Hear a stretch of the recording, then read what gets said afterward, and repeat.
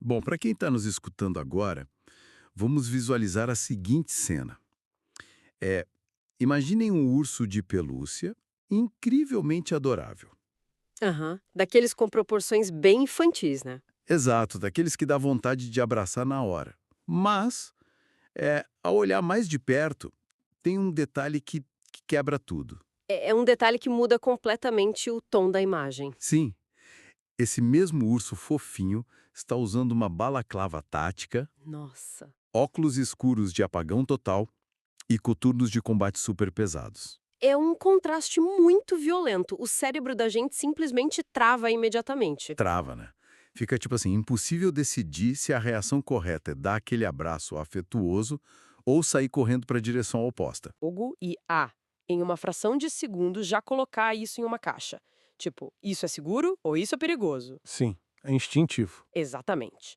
E quando o design de um personagem se recusa a entrar em uma dessas caixas, o resultado é um curto-circuito visual. É fascinante. Certo, vamos desempacotar isso. A nossa imersão de hoje foge bastante dos formatos tradicionais que a gente costuma trazer aqui. Com certeza. Não tem nenhum texto longo hoje, né? Nenhum. Não estamos lidando com um artigo acadêmico denso ou um relatório chato de tendências de mercado. A nossa fonte hoje é estritamente visual. É uma única fotografia. E uma fotografia muito instigante. Muito. É a imagem de uma figura, hum, uma espécie de boneco ou personagem que é altamente estilizado.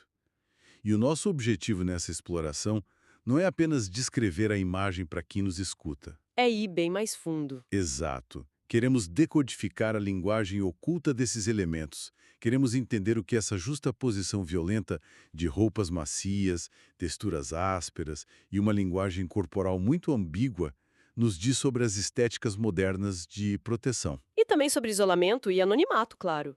O que é fascinante aqui é que uma única imagem, sem absolutamente nenhum texto de apoio, sem uma legenda explicativa, Nenhum manual de instruçõezinho, nada. nada. E mesmo assim ela consegue carregar uma densidade de informações gigante.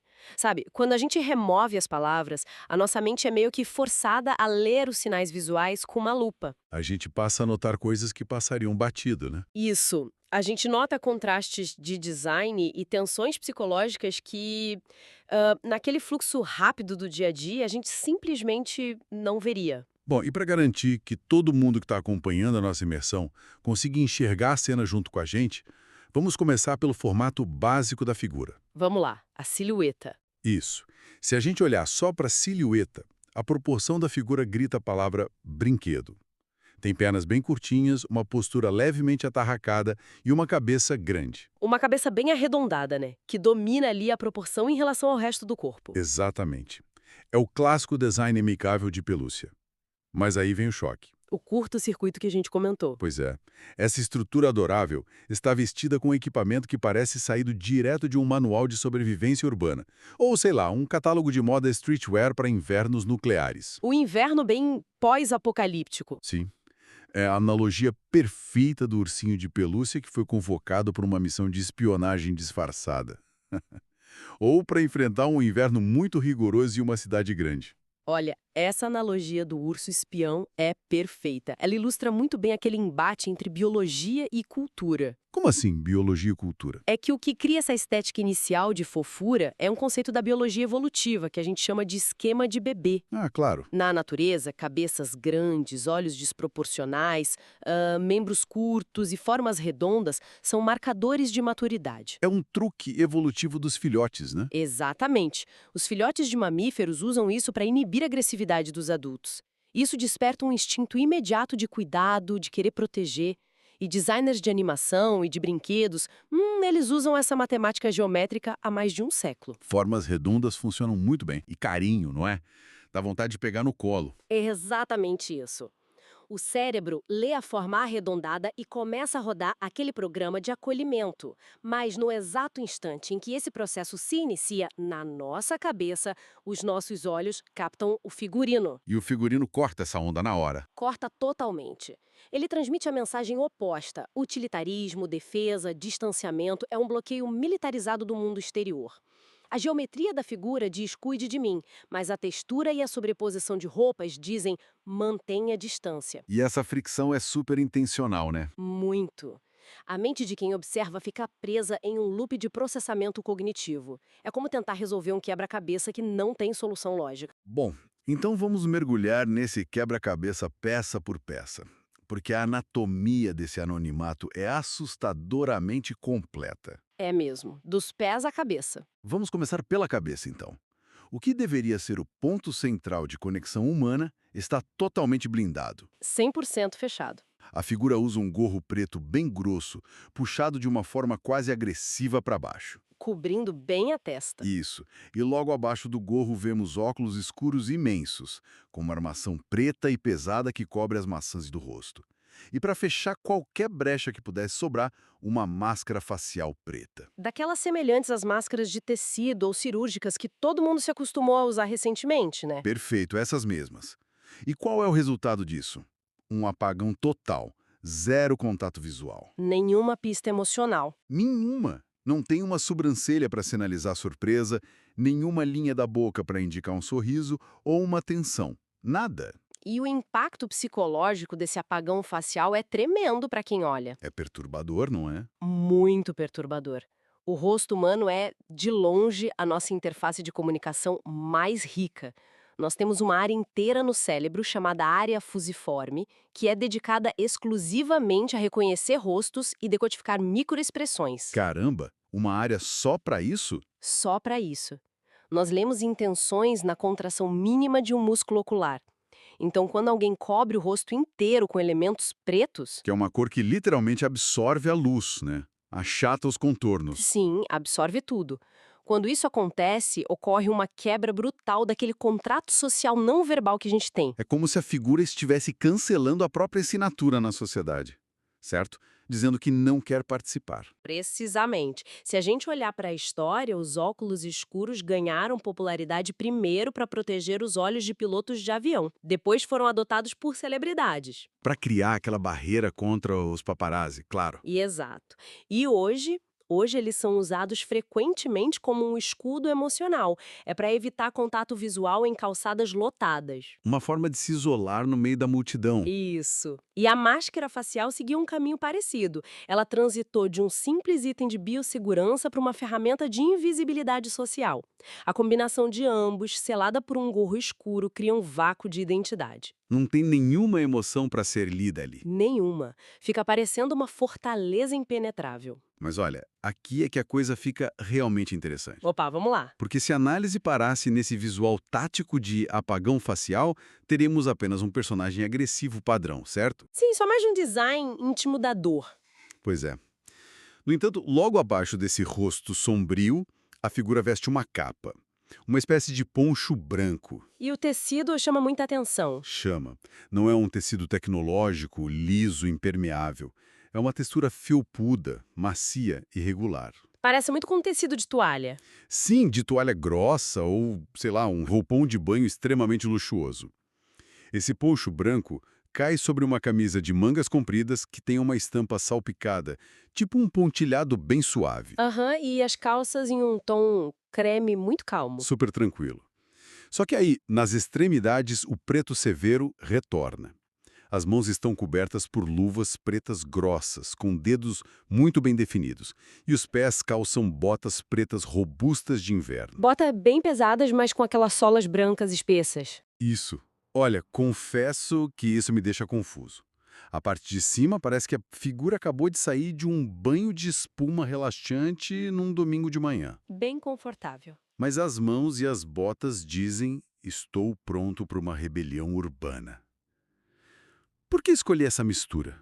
Por que misturar um tecido que lembra um roupão de banho com um equipamento de choque que remete a tático? É que a confusão é a resposta correta para essa justaposição. A genialidade desse design está justamente na forma como as texturas brincam com a nossa percepção tátil. Mexe com o que a gente imagina que sentiria ao tocar naquilo. Exatamente.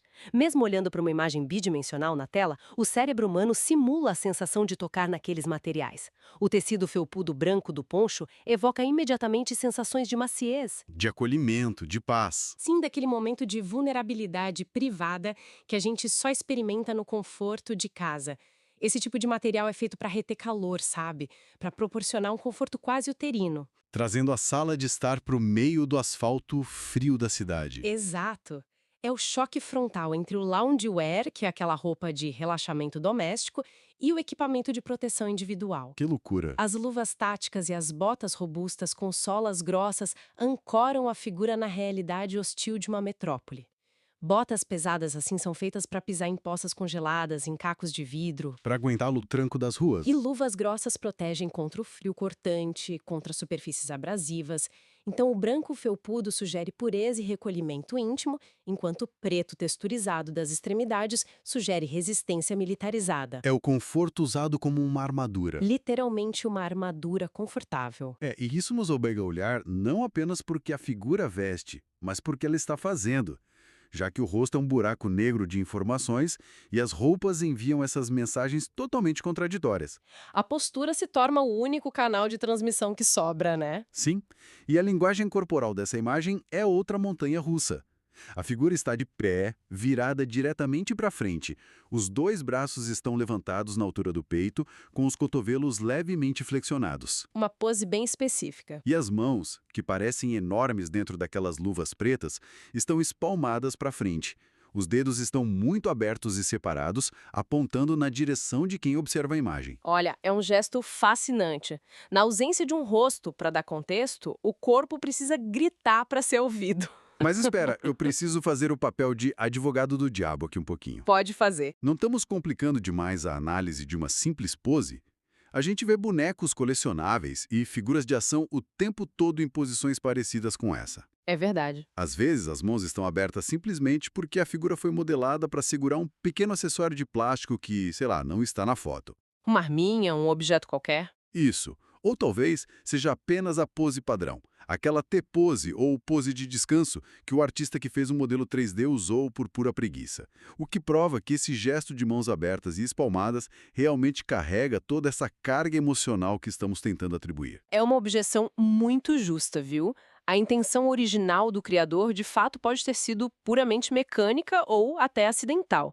Mas olha, se a gente conectar isso a um panorama maior do design e da psicologia da arte, a intenção do autor importa muito menos do que o efeito causado no observador. Então, o que vale é a nossa recepção da imagem. Sim, e o efeito dessa pose específica, isolada de um contexto facial, é profundamente perturbador. Fica muito ambíguo. O corpo humano tem um vocabulário restrito quando isolado de expressões faciais. Mãos abertas na altura do peito são o ápice dessa ambiguidade. Como assim? De que forma as mãos abertas podem significar tantas coisas ao mesmo tempo? Fica difícil de visualizar. Pense na mecânica da empatia, em como lemos as intenções dos outros.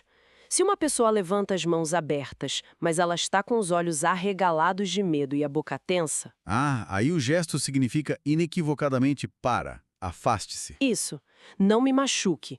É uma postura clássica de defesa e submissão perante uma ameaça. Certo, faz sentido? Mas, se essa mesma postura de braços abertos for acompanhada por um sorriso caloroso e olhos brilhantes... Aí muda tudo.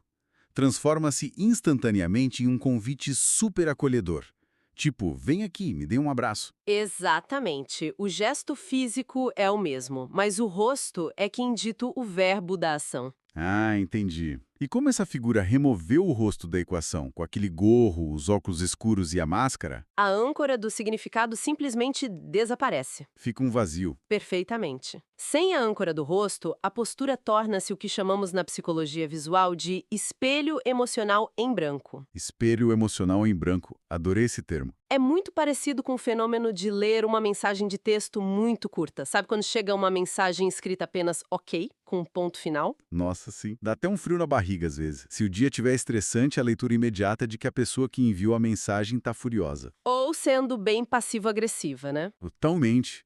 Mas se o dia estiver tranquilo, se o clima estiver bom, parece apenas uma confirmação rápida e sem importância. A pontuação da mensagem não muda em nada. O que muda é a bagagem de quem lê. Exato. A analogia é excelente. A pose dessa figura, com as mãos abertas, é o famoso ok com ponto final da linguagem corporal visual. Fantástico. Ao olhar para essa imagem, a interpretação da intenção diz mais sobre o estado de espírito de quem observa do que sobre o boneco em si. Se houver em quem está olhando uma sensação latente de sobrecarga, aquele caos da vida moderna, É muito provável que o cérebro leia aquelas mãos pretas espalmadas como uma barreira defensiva, do tipo, fique longe do meu espaço, me deixe em paz. com certeza. Mas, por outro lado, se houver um sentimento de isolamento ou de vulnerabilidade em quem olha para a tela, a textura macia daquele poncho branco ganha muita força. Pedido silencioso por conexão, como uma criança pequena pedindo para ser pega no colo. É incrível, não é? A genialidade estética da obra está em não fornecer a resposta e, com isso, forçar a projeção psicológica. Então, o que isso tudo significa no fim das contas? Por que a gente deveria dedicar tanto tempo a analisar as escolhas de vestuário e a pose de um personagem estilizado como esse? É uma boa pergunta para amarrar o conceito. Como isso se traduz para a realidade das ruas? Porque, sejamos honestos, a moda urbana e o design de personagens não operam em um vácuo. Eles são reflexos do nosso próprio comportamento, das nossas neuroses. Sabe, isso levanta uma questão importante sobre como o espaço público contemporâneo está sendo habitado por nós. A figura dessa fotografia encapsula de uma forma bem concentrada e quase hiperbólica o espírito do tempo atual. O famoso Zeitgeist. Isso. Há um movimento colossal na sociedade em direção à busca por um conforto inegociável. Isso é uma herança direta daquelas mudanças globais recentes que a gente viveu. Que normalizaram totalmente o uso de roupa de ficar em casa em ambientes externos. Hoje em dia é super comum ver gente de pijama no mercado. Exatamente. Mas caminhando de mãos dadas com esse desejo de conforto extremo, há uma necessidade epidêmica de blindagem contra as intrusões do mundo. Eu costumo chamar isso de comportamento de tartaruga. A gente quer o casco mais acolchoado e macio possível, mas quer ter a opção de se esconder dentro dele e sumir a qualquer momento. É a melhor descrição possível. Basta caminhar por qualquer grande centro urbano, qualquer avenida movimentada. O número de pessoas andando com fones de ouvido gigantes com cancelamento ativo de ruído, Que funcionam como verdadeiros muros acústicos, né? sem muros impenetráveis. Isso combinado com aqueles moletons oversize de onde cabeças inteiras desaparecem dentro de capuzes gigantescos e óculos escuros que o pessoal usa em dias completamente nublados ou até dentro do vagão do metrô. Para não cruzar o olhar com ninguém. Exato. O poncho de roupão e o rosto apagado desse boneco não são ficção científica. São apenas a destilação visual daquilo que já está acontecendo nas nossas calçadas. É o conceito de filtragem sensorial transformado em guarda-roupa. As cidades modernas, se a gente for parar para analisar, são ambientes de superestimulação crônica. Tudo o tempo todo. Há luzes demais, sons demais, publicidade demais piscando na nossa cara e, principalmente, contato visual indesejado demais. Cansação de pensar. Nossos cérebros estão exaustos de processar tantos dados o tempo inteiro. Estão em curto-circuito, então a resposta natural traduzida no design de roupas é transformar o próprio corpo em uma sala de isolamento portátil. A figura combina a estética da fofura e daquele conforto macio para cuidar de sua própria ansiedade interna. Enquanto usa aquele preto tático e o bloqueio facial para sinalizar ao mundo exterior que o acesso está negado. Perfeito. Não é apenas uma tendência de estilo passageira, é uma arquitetura de enfrentamento. É uma forma de navegar em ambientes ruidosos, preservando a própria energia mental que resta. Uma armadura feita de limites sociais e tecidos felpudos. É fascinante como desconstruímos isso.